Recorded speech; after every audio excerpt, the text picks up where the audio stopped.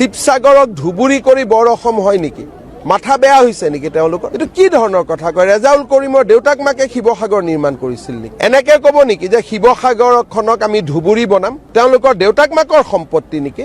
এটা বৰ অসম নিৰ্মাণ কৰাৰ কাৰণে বাংলাদেশ মূলৰ ৰেজাউল কৰিমক প্ৰয়োজন হ'ব নেকি? বৰ অসমৰ কথা ক'লেহেঁতেন শংকৰদেৱৰ আদৰ্শৰে বৰ অসম কৰি চাওক। এইটো বৰ অসমৰ কথা কোৱা নাই, আমি সকলোৱে শুনিছোঁ। ধুবুৰীক বৰ অসমৰ কথা ক'লেহেঁতেন শংকৰদেৱৰ আদৰ্শৰে বৰ অসম কৰিম। ক'ৰবাত বৰ অসম শিৱসাগৰক ধুবুৰী কৰি বৰ অসম হয় নেকি? মাথা বেয়া হৈছে নেকি তেওঁলোকৰ?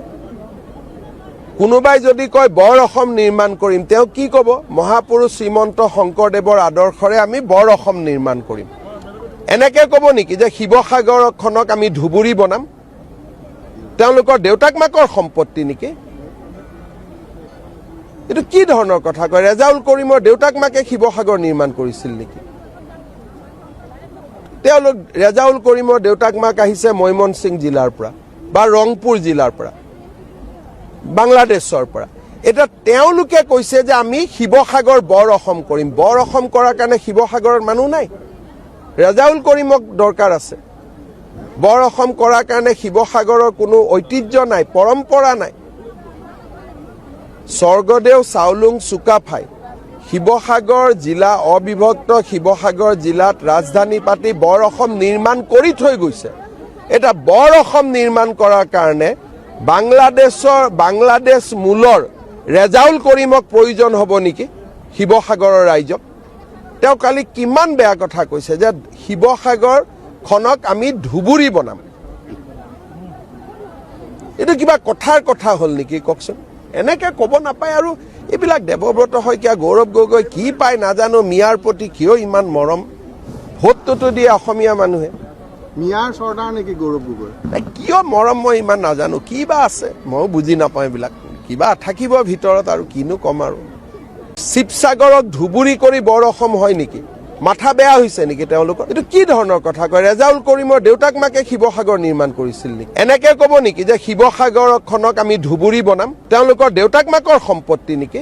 এটা বৰ অসম নিৰ্মাণ কৰাৰ কাৰণে বাংলাদেশ মূলৰ ৰেজাউল কৰিমক প্ৰয়োজন হ'ব নেকি? বৰ অসমৰ কথা ক'লেহেঁতেন শংকৰদেৱৰ আদৰ্শৰে বৰ অসম কৰি চাওক। এইটো বৰ অসমৰ কথা কোৱা নাই, আমি সকলোৱে শুনিছোঁ। ধুবুৰীক বৰ অসমৰ কথা ক'লেহেঁতেন শংকৰদেৱৰ আদৰ্শৰে বৰ অসম কৰিম। ক'ৰবাত বৰ অসম শিৱসাগৰক ধুবুৰী কৰি বৰ অসম হয় নেকি? মাথা বেয়া হৈছে নেকি তেওঁলোকৰ? কোনোবাই যদি কয় বৰ অসম নিৰ্মাণ কৰিম, তেওঁ কি ক'ব? মহাপুৰুষ শ্ৰীমন্ত শংকৰদেৱৰ আদৰ্শৰে আমি বৰ অসম নিৰ্মাণ কৰিম। এনেকে ক'ব নেকি যে শিৱসাগৰখনক আমি ধুবুৰী বনাম? তেওঁলোকৰ দেউতাক মাকৰ সম্পত্তি নেকি? এইটো কি ধৰণৰ কথা কয়? ৰেজাউল কৰিমৰ দেউতাক মাকে শিৱসাগৰ নিৰ্মাণ কৰিছিল নেকি? ৰেজাউল কৰিমৰ দেউতাক মাক আহিছে ময়মনসিং জিলাৰ পৰা বা ৰংপুৰ জিলাৰ পৰা, বাংলাদেশৰ পৰা। এতিয়া তেওঁলোকে কৈছে যে আমি শিৱসাগৰ বৰ অসম কৰিম। বৰ অসম কৰাৰ কাৰণে শিৱসাগৰৰ মানুহ নাই, ৰেজাউল কৰিমক দৰকাৰ আছে।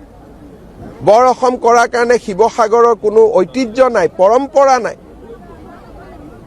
স্বৰ্গদেউ চাওলুং চুকাফাই শিৱসাগৰ জিলা, অবিভক্ত শিৱসাগৰ জিলাত ৰাজধানী পাতি বৰ অসম নিৰ্মাণ কৰি থৈ গৈছে।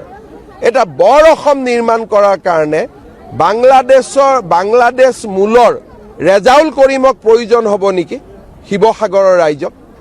তেওঁ কালি কিমান বেয়া কথা কৈছে যে শিৱসাগৰখনক আমি ধুবুৰী বনাম। এইটো কিবা কথাৰ কথা হ'ল নেকি কওকচোন? এনেকে ক'ব নাপায়। আৰু এইবিলাক দেৱব্ৰত শইকীয়া, গৌৰৱ গগৈ কি পায় নাজানো, মিয়াৰ প্ৰতি কিয় ইমান মৰম? ভোটটোতো দিয়ে অসমীয়া মানুহে। মিয়াৰ চৰ্দাৰ নেকি গৌৰৱ গগৈ?